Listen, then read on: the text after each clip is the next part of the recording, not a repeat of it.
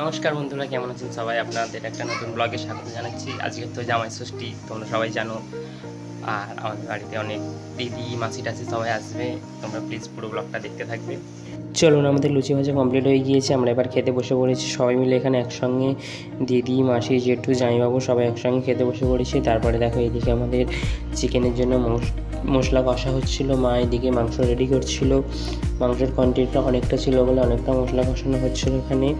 আর এইদিকে চিকেন সব কিছু ধুয়ে রাখা হয়েছে। চলো এবারে কী কী কেনাকাটা করে আনা হয়েছে তোমাদের সঙ্গে একবার শেয়ার করি। জামাই ষষ্ঠীর শপিং দেখো, প্রত্যেকের জন্য একটা করে শার্ট আনা হয়েছিল, দিদার জন্য শাড়ি আনা হয়েছিল। আর শার্টের কালারগুলো কেমন লাগছে তোমরা প্লিজ কমেন্ট করে জানিও। আর ব্লগটা পোস্ট করতে অনেকটাই দেরি হয়ে গেলে তোমরা কিছু মনে করো না। আর কালারগুলো দেখো কত সুন্দর, প্লিজ তোমরা কমেন্ট করে জানিও যে কালারগুলো কত সুন্দর লাগছে। এই কালারটা দেখো, এই কালারটাও কত সুন্দর লাগছে। এই কালারটা সাদার উপর থেকে খুব সুন্দর লাগছিলো দেখতে। আর জামাইবাবু কালারটা দেখায়, দেখো দিদি আমাকে দেখালো, জামাইবাবুর জন্য এই কালারটা আনা হয়েছিল।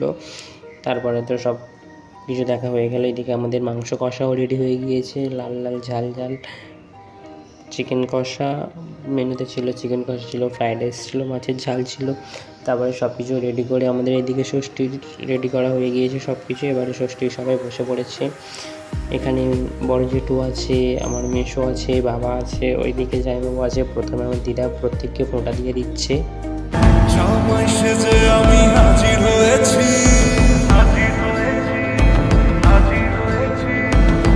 উপহার কি কি পাবো লিস্টি করেছি,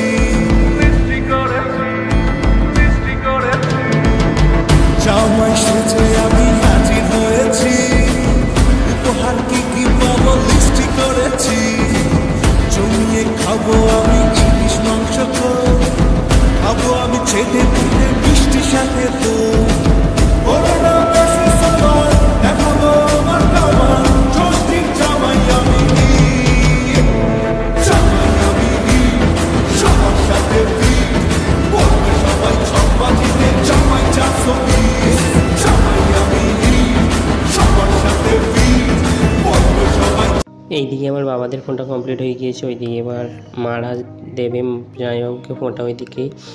এবারে বড় মাসি প্রথমে ফোঁটা দিয়ে দেবে, তারপরে মা দেবে। কারণ বড় মাসি বড়, তাই জন্য বড় মাসি প্রথমে ফোঁটা দিয়ে দিচ্ছে, তারপরে মা ফোঁটা দেবে।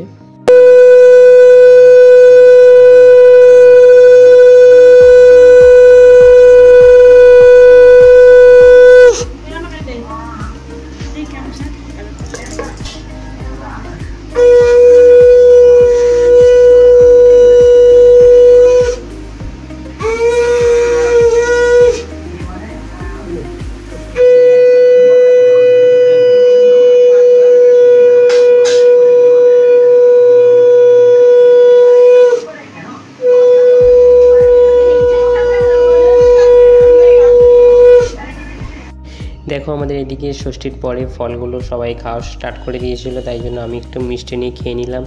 কারণ বেলা অনেক হয়ে গিয়েছিল, তাই জন্য সব ফল কম কম করে দেওয়া হয়েছিল, বেশি ফল দেওয়া হয়নি।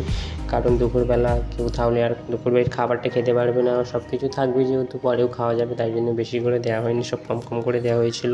আর এদিকে তো সবাই খেতে বসে পড়েছিল, বাবা, জামাইবাবু, মেসো, জেঠু সবাই খেতে বসে পড়েছিল। দিদা আমাদের মেনুতে ছিল ফ্রায়েড রাইস ছিল, মাংস ছিল, আর মাছের ঝাল, দই, মিষ্টি, চাটনি, সালাড, তোমার কোল্ড ড্রিঙ্কস ছিল, আরও অনেক কিছু ছিল।